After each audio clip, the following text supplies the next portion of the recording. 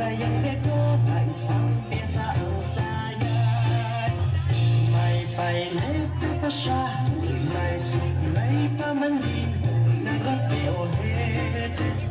Ang palalabasin, haharap sa altar at mananalamig at sa kalalakad ng pakinding-dinding. May painete pa siya, may suklay pa man din ng gaste o hetes. Ang palalabasin, haharap sa altar at mananalamig at sa kalalakad ng pakinding-dinding.